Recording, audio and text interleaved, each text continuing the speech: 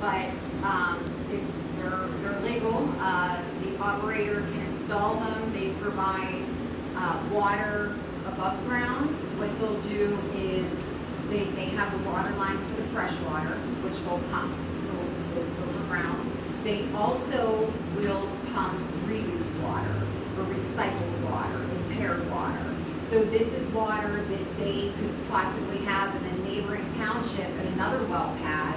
They will pump that in and pump it, for example, to the Mingo well pad and use it there. And they pump this above ground, and you can see this one's actually near my home. You can see how it's put together. They piece it, and it'll go for miles. They'll typically have them at an above ground tank storage pad.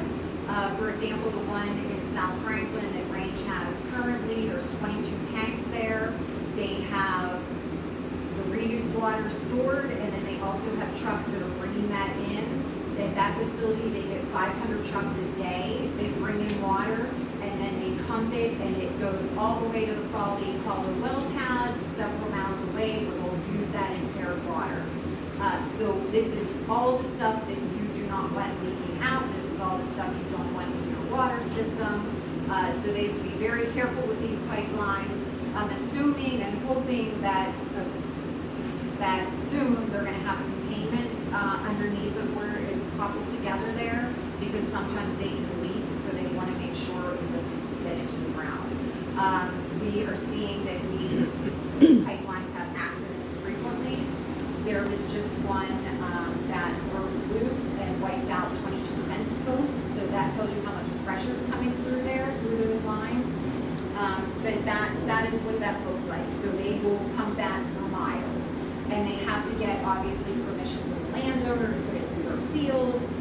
One thing that we recently heard is that they might want to try to get rid of this practice and begin pumping this reused water through the gas lines.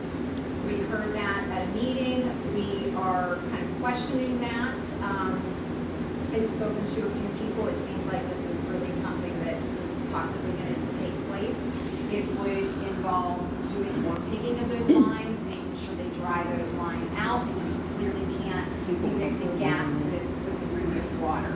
But in theory, this will take away from having to go to a landowner and say, hey, I want to put this line through your yard, and then what's if the landowner says, no, I don't want it? They could almost completely shut down the operations or cost that company an exorbitant amount of money.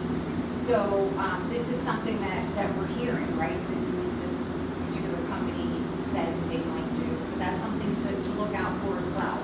Because what I understand, that will lead to more pigging. I live next to a pigging station, and I would tell you, I don't ever want anyone to have a pigging station here. But that's something. Will you talk about that? Yeah. What that is, and is that going to be in the? Actually, it's not in here. I didn't put it Okay. about the pigs, but I can touch base. They on it. don't oink. They're not oinking pigs. Yeah, they don't point. But so you have an idea what that is.